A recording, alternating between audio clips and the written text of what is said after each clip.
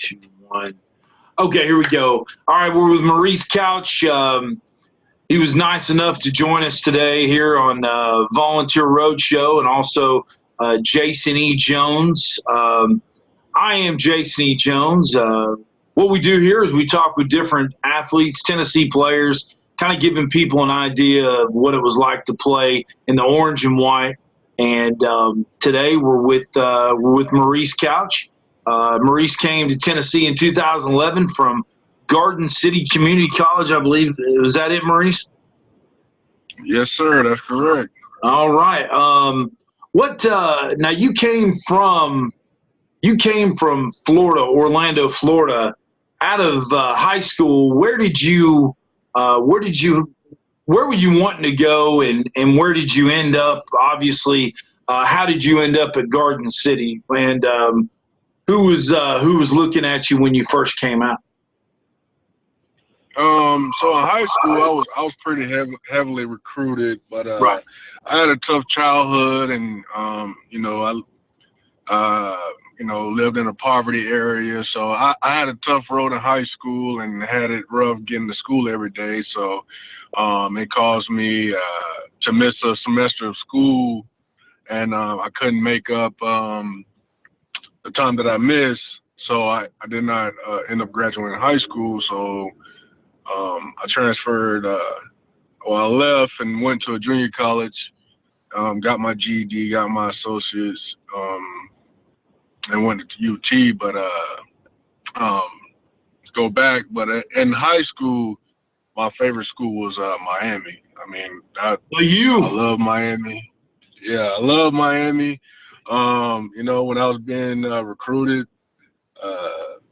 JUCO, I didn't even know if Miami was gonna have a football team, and then there was some, complications with they didn't want me. Basically, they didn't want me to get my associates somehow because Miami is some private school. So I didn't end up going. It was just too many issues going down there. But ended up going to Tennessee. But in JUCO, let's see. I mean, I was blessed with a bunch of offers. A few within the SEC, a lot of Big 12 schools, Pac-12. I really didn't have too much interest in the Big Ten. I really didn't have no interest of going that way. Too cold. But I wanted to. Yeah, I didn't want to deal with that. And plus, I'm a Florida boy, so. No, but I've kind of got adjusted to the cold, man. So, but yeah, it was. Let's see. I say, man, it was kind of easy for me, man, to pick Tennessee, man. Once I met a few fans while I was there visiting. I mean, I love the area. I love the outdoors. So anytime I was away from football, I would always be up in the Smoky Mountains. So I mean, it was easy for me to pick UT. Yeah. What can I call you Mo? Yeah. Everybody call me Mo. Everybody calls you Mo. All right, there we go. All right, Mo. Let me ask you this: when you were looking at the University of Tennessee, can you tell the fans how important it is? Give people what an idea is like for a player, what they're looking at, and from a player's perspective, when you go to Tennessee and you meet the people and you look around and you see, tell me, kind of give an idea of what people can expect from a recruit when kind of let people in on what it's like to be a recruit in Knoxville and looking around the town and what you're looking for as a player. Oh man, I'm not gonna lie to you. It kind of ranges, man. To be quite honest, you see some programs that are, just sign guys just for buffers or whatnot, but you can tell immediately who's a high priority guys when you're on a recruiting visit. I know, man, think when I was there, oh man, I can't think of his name, but he was from I think it's Saginaw, Michigan. But it was me and another receiver, and we was basically like two priority recruits, and Recruits, and they treat you, I mean, like guys almost in a sense. yeah. Like, everybody's nice. They show you, everything around. Me, I was kind of more mature than, most guys. Yeah. So, I mean, uh, let's see. I mean, the biggest thing was for me was I wanted to graduate. Yeah. That was the biggest thing for me, because I come from a family where nobody on, both from my mother and father side of the family, nobody graduated college. So I wanted to, be the first one. So that was priority for me. And then, I mean, football, I can handle that. So, I mean, but it was just like the surrounding. I just wanted to make sure that my girlfriend at the time, but who's my wife now, just wanted to make sure that she was taken care of, and my academics, I was going to be in the best position to succeed. So And those are my two. congratulations, by the way. You got your bachelor's degree, correct?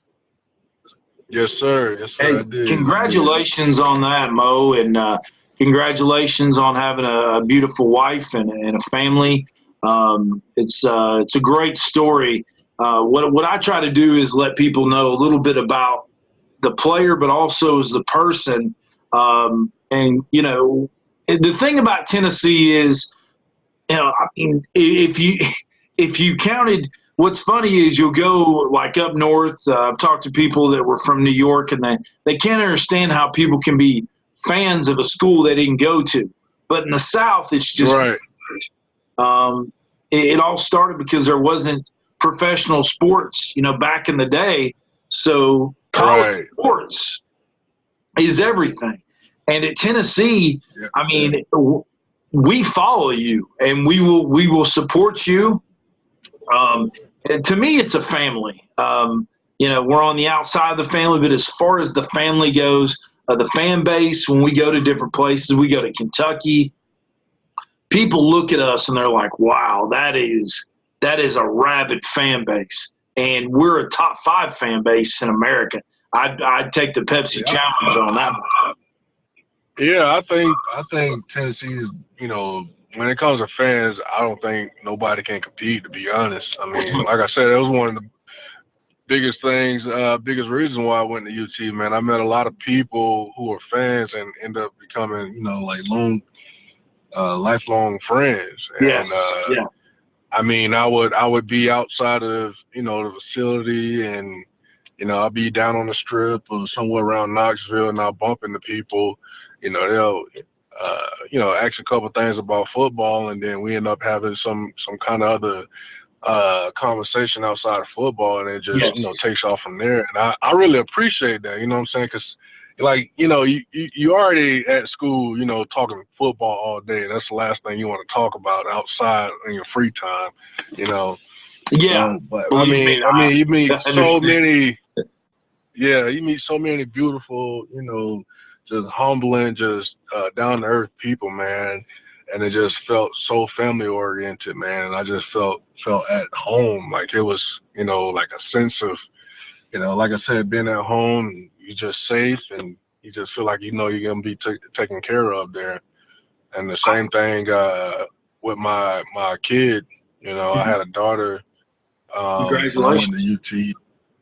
Yeah, I had a daughter there. She's, but I mean, the staff would, they take care of her like while I'm, getting some kind of rehab treatment or meetings or whatever. Yeah. I mean, it was just awesome, man. It was so much love and respect, and you can tell. I just wish, Mo, that you had been there when, unfortunately, you were there during the down times. I wish that you could have got to experience what it was like for Tennessee players to experience. Like we have Billy Ratliff with the Volunteer Roadshow. I wish you could have experienced what it was like to have the success that other other players and other classes have had. It is it's tough. Now I want to ask you about that for a minute here. Can you kind of give people at home an idea of now you were there with Coach Dooley. Yeah. Now were you there when South Sunseri took over the defense? Yeah. Okay. Now, can you kind of tell people at home, from what we gathered, and again, we're not trying to throw anybody to the bus here. I think it's been well documented that Sal was probably well over his head on what was going on, and he probably was kind of put in a situation that he really wasn't ready for. Can you kind of give people an idea of what it was like to now – we'll say 2011 when you got there in 11, correct? Yeah. Okay. And we had you guys were running okay. So your first year was with Sunseri. No, my first year was with Justin Wilcox. Okay, Justin Wilcox. That was now the head coach at Cal and defense coordinator at Washington. Now you guys ran a. Did you guys run a 4-3? What's that? We ran a 4-3 in 2011, 2012. We ran a 3-4, and then when Butch came in, we ran a 4-3 front. Okay, so you went back to the 40 front from 11 to 13, and then 12 it was a 3-4. Can you kind of tell people at home what the confusion that you really deal with? Not just that year, because that was a mess, and you could see it on TV. God knows what it was looking like in the film room and on the field. But can you kind of tell people, so you say, for instance, at Alabama, they run a 3-4, and they stick with it for 4 years. They run a multiple defense, but they have the same schemes. I mean, I don't know the calls at Tennessee.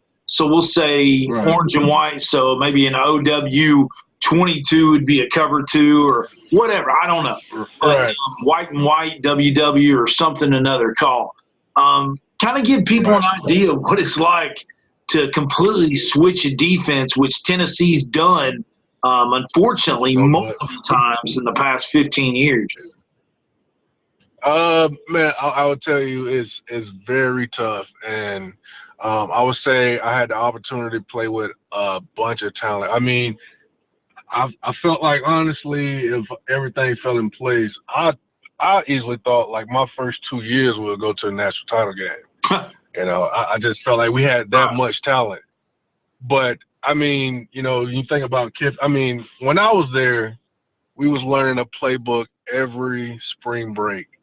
And, it is so tough, especially when you already have a young team, to have them come in, learn a defense, like a 3-4 front, which is a pro-style tagging 3-4 defense.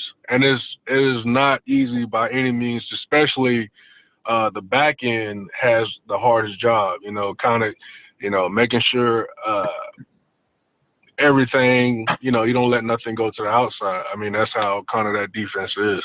Now, I think in 2012, we had a bunch of young guys in the back end, and, it's not easy. I personally think if Sal were to get another year, you would have seen a lot of improvement. But, Dooley wasn't having success, and, it's a standard at Tennessee, you must win. And, once they fired him and they brought in Bush, they was going to, pretty much clean everybody out. And I felt like in 2012, we had some coaches that shouldn't have even been coaching. I mean, I had I forgot his name, Plumero, as a D-line coach. And, I mean, you can tell nobody really give a damn about him. I mean, he really didn't know what the hell he was doing. I mean, they could have paid me half the salary, and I could have taught that defensive line. That's just being honest. I think like I said, my first 2 years there, we had, I mean, a lot of talent. I thought we had the best offensive line in college football for like the 3 years I was there. Offensively, I mean, I thought we just had all the talent. It was a sense of, I don't know, like I just felt like everything like with the coaches was kind of passive. And, you know, because I thought Derek Rogers was the best wide receiver I ever played with, and he was the best receiver in the country. But, you know, they really didn't, you know, come down. They really didn't hold him accountable and kind of, you know, knew you know, Derek wasn't, you know, always the most cooperative, but they kind of segregated him from the team sometimes, and it caused you know, more attention to him than it should have. And so, you know, but it's very tough to get. Sorry for getting away from the question, but it's very tough learning the defense every spring and then having the expectation of going to the SEC championship game when you have those kind of complications. Yeah. And you know, having a bunch of, you know, young guys come in and you having them to step up and take this responsibility over. And I mean, you know, like you know, maybe last year this coach, he didn't want you to step that way. Now, you know, you got a different coach who's telling you to step this way. I mean, I was there 3 years and I had 4 different position coaches. I mean, I played with Marlon Walls and Willie Bohannon and Corey Miller. I mean, these guys are, great. I mean, just so much talent, man.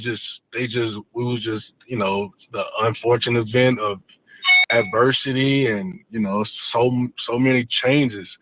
You know, and it just, you know, it kind of sucked, and everybody thinks, you know, oh man, you guys should be blowing this team out, and this team, like, yeah, but you know, you learning a different scheme every, you know, 8 months, essentially 9 months. You learn a different scheme, man. It's not easy, you know, to take something from a book and go out there and execute it, because, you know, you got to go out there, techniques, you know all your adjustments, and it is not easy. And, you know, some people, you know, that watch football, you know, want to fire the coaches and everything like that, you know, or like Pruitt, because he started 0-2. Just like, man, that defense is not easy to learn overnight. So yeah, that 2000. That's my take on it. I think. Yeah. Yeah, I think you nowadays, you know, everybody expect you to turn the program around in 2 years. There's no way. It's impossible. I mean, unless you know, I don't know, you're just blessed with talent and you can easily have those guys come in and coach and turn things around quick. But I would think, like, you know, you need at least 3 or 4 years, man, to get the team in the direction you want to. Because, you know, absolutely, you're taking over a job and you get, you know, guys that technically don't fit your scheme. Yeah. You know, like when Bush came in and, you know, we had a bunch of power backs and he wanted to run, you know, run the ball a lot out of his shotgun. And we just really didn't have those backs like that. I mean, we had Rajon Neal in 2013, you know, who kind of, you know, was fit the scheme.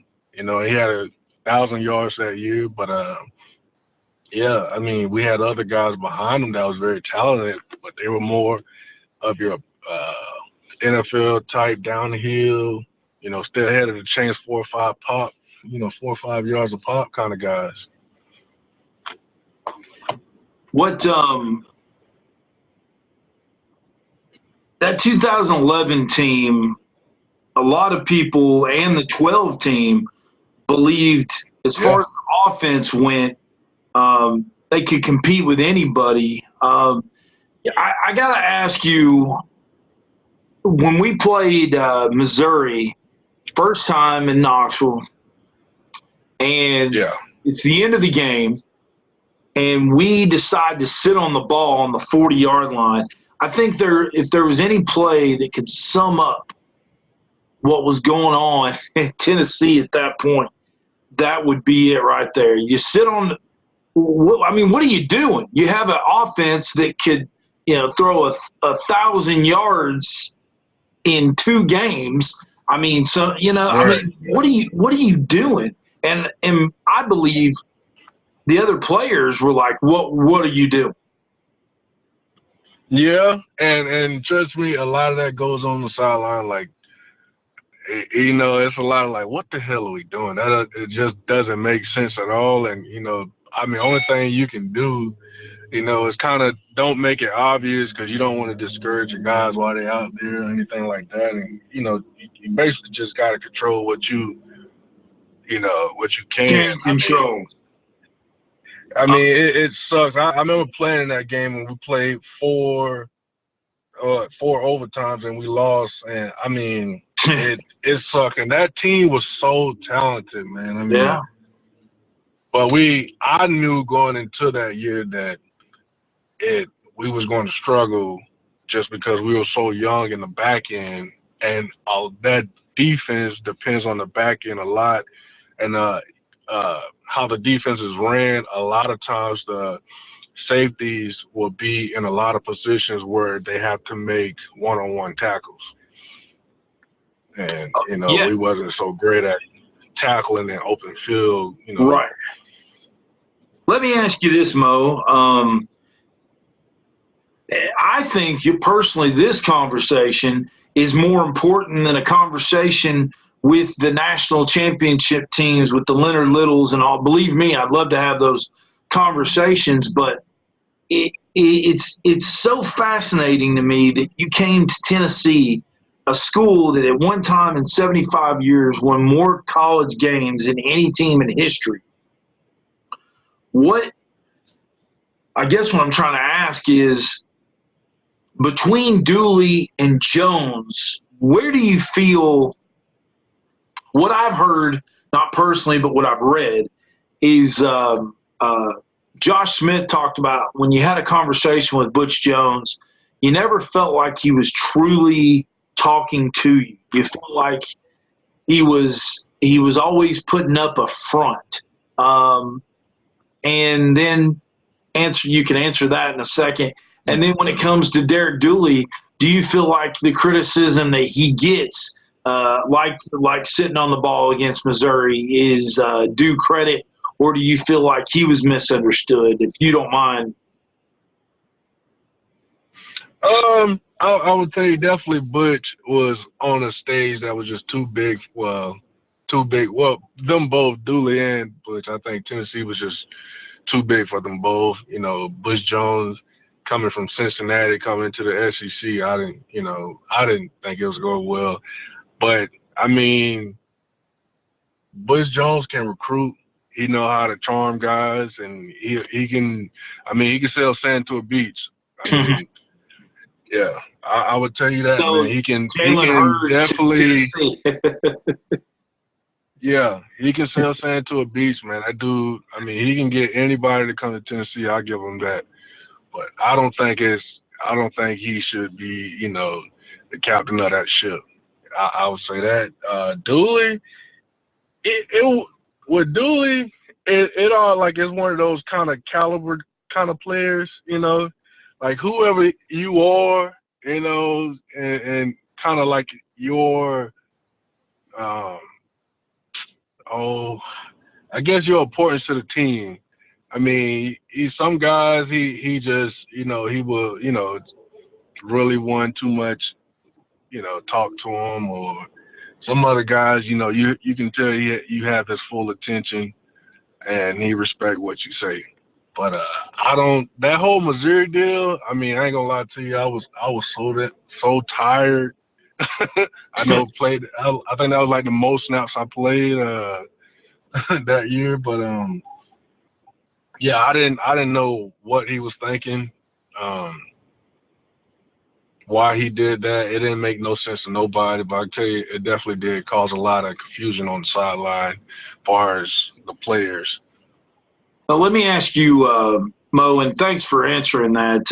We may have to have this we may have to have number 2 conversation. I'll send you a Waffle House gift card.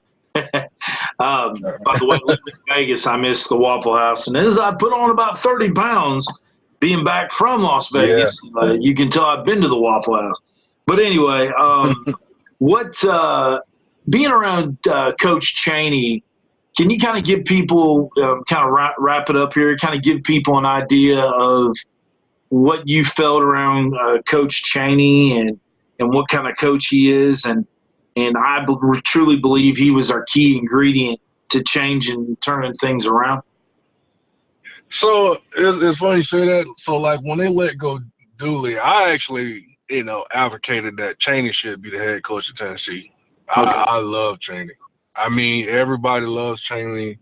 I mean, his wife, she used to always bring these big old bag of cookies in for us the day before the game, man. I mean, Chaney's awesome, man. Awesome. I think he's like top 5 best offensive coordinators in college football.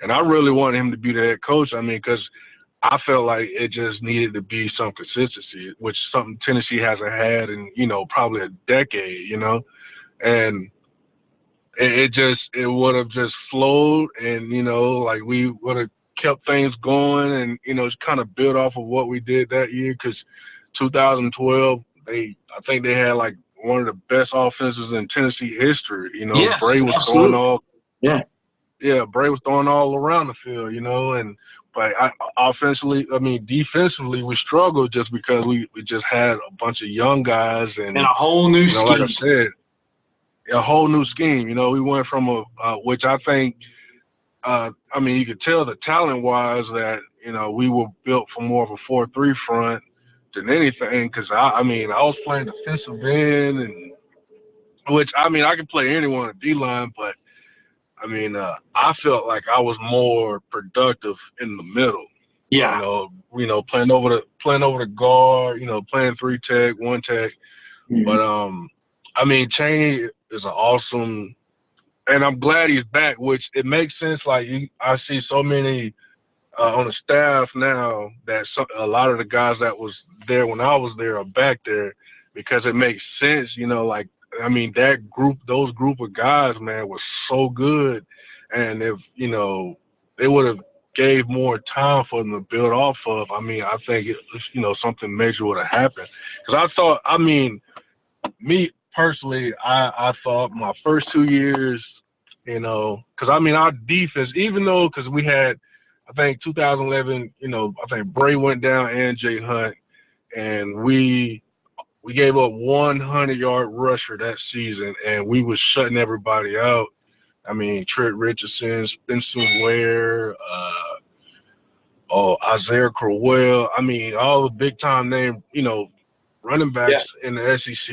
We shut down everybody that year. We wasn't really giving up that many points. And I think 2011, we was second or third in defense. And we was playing, almost double snaps in the offense, but, we had so many key injuries in 2011 that, kind of put us in a situation like that. But I thought, that defensive scheme, and we would have ran that in 2012, we would have easily walked to the national championship game. Real quick, and I always, as a Tennessee fan, I always got to figure 2 things out here.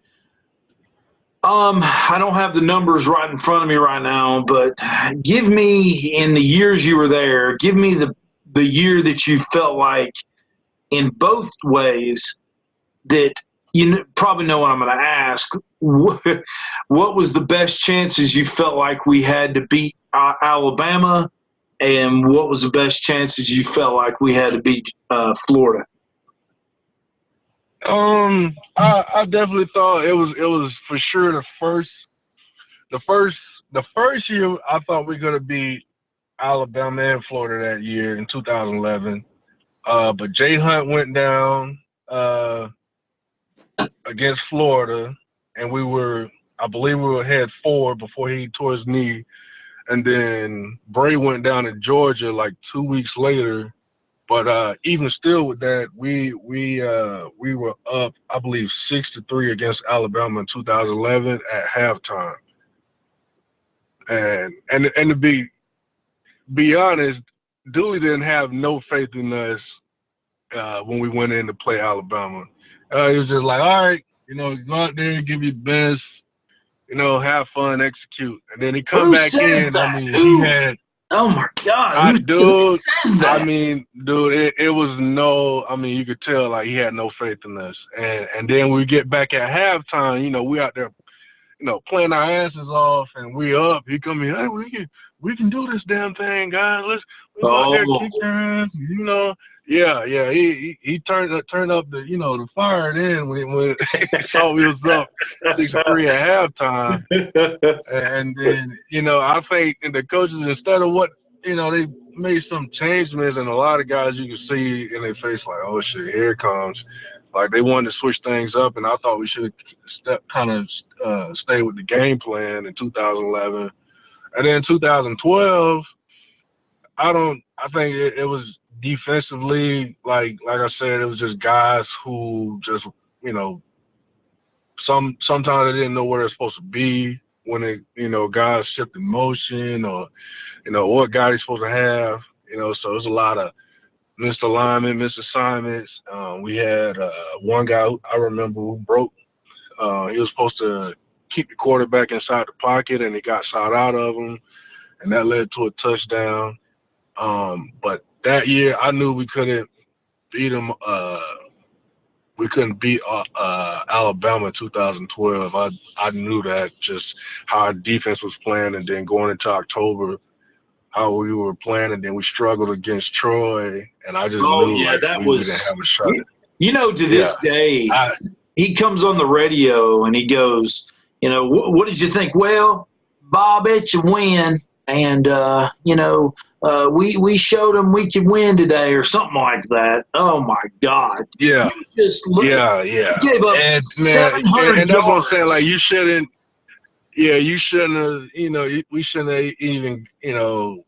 No disrespect to Troy, but we're Tennessee, we're SEC school, and we're supposed to beat the crap out of them guys. Like I'm supposed to be relaxing at halftime against Troy. Not running 20, 30 yards down the field to try to keep up with the offense is doing. Right, and I'm just like, what in the hell is going on, And our offense, they could strike at any moment. And they did, and they put you right back on the damn field. Yeah, it was just, man, it was just so frustrating, man. It was nothing you can do, because it's like, man, it's been like this, for a long time. And, and I got, I'm glad that Pruitt is in-house, man. And I think next year they should, win the East, no problem. And I think they have I like the way you're thinking, man. I really believe this will probably be the year they can, beat Bama. I actually predicted this year that they would. I thought this year, I really saw how it was going. I really assumed that Tennessee was going to be a 10-2 team this year. I assumed that we was going to lose to Georgia and Alabama this year, and I just knew we were just going to wipe everybody else. You forgot Florida, but I like the way you think. So. No. I thought we were going to beat Florida this year. I really thought we was going to beat Florida. Been thinking that since 1990, bro. Yeah, and oh man, yeah, that sucked. That's another. That's a whole. I just thought thing. Like if they would have started 2-0, and with some confidence and some momentum going to that Florida game, I thought that outcome would have been totally different. I gotta ask you about that 2012 game. I believe it was. Yeah, I was at home. They ran some in-arounds on us and ran some. They did what Florida does, and they ran some crazy kind of sweeps and reverses and all kinds of stuff. And is that what really threw you guys? I mean, I shouldn't even talk about the 12 game, because, I mean, we've obviously covered what was going on. It was just a complete mess, and with a whole new scheme and everything. But what was you know, that 12 game, I don't know. I remember it was so loud in that stadium, and it got so quiet. Yeah, you know, and it was a crazy game, and I mean, you know, some of the guys, you know, they looking at each other trying to yell. You can't hear a thing, so you know the guys are like communicating by hand, but like you know, you trying to do that with you know freshmen and sophomores, and you know they really, you know, some are you know very talented to get that stuff right away, but some freshmen, you know, like they're like, you know, what the hell does that mean?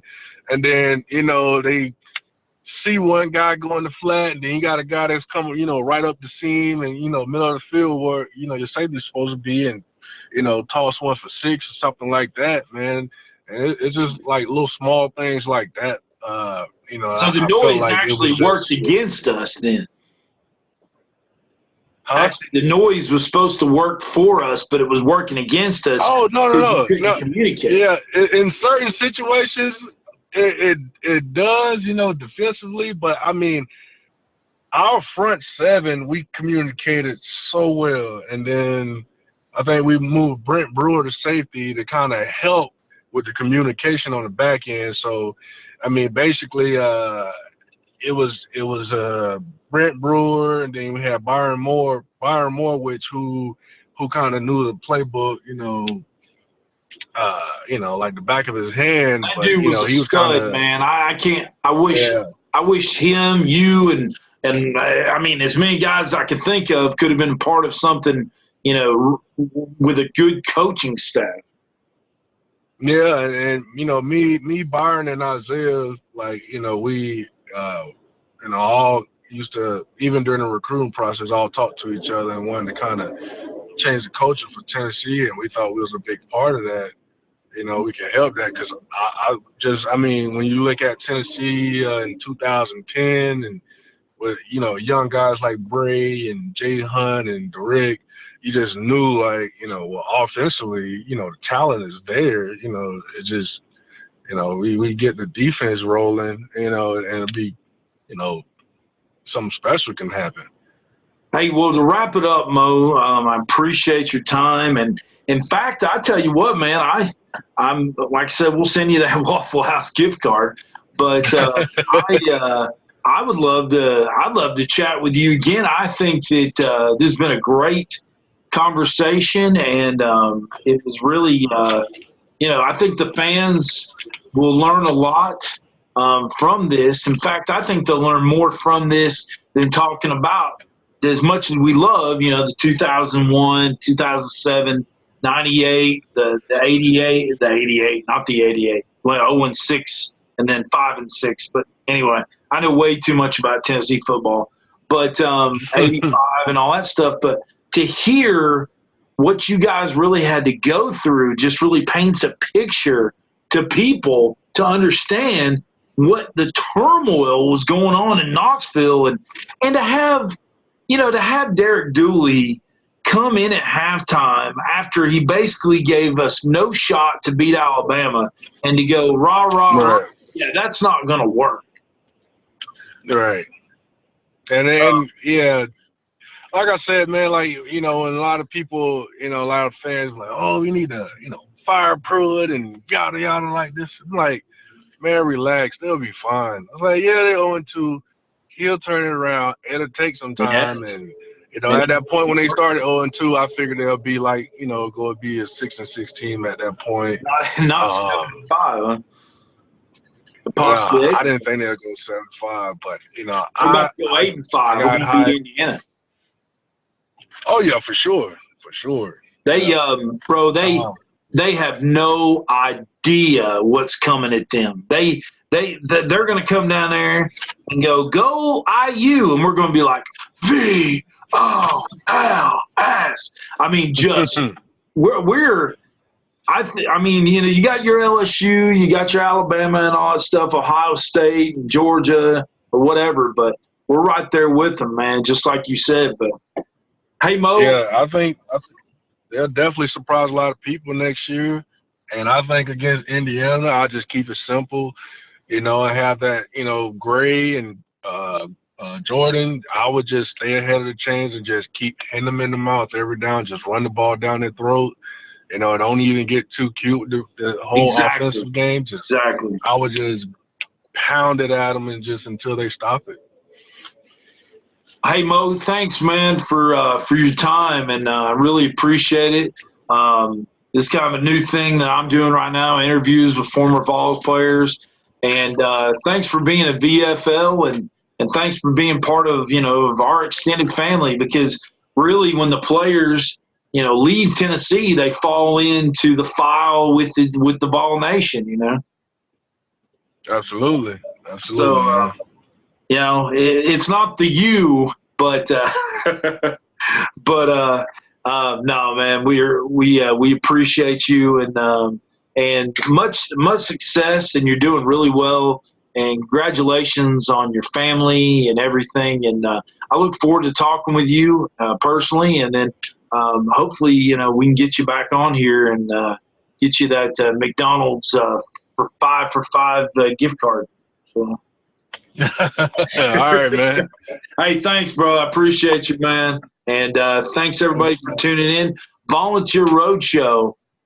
This is Jason E. Jones signing off. Take care. Go Vols. Volunteer Roadshow. Jason E. Jones. Bye-bye. Go Vols. Derek Dooley, not good.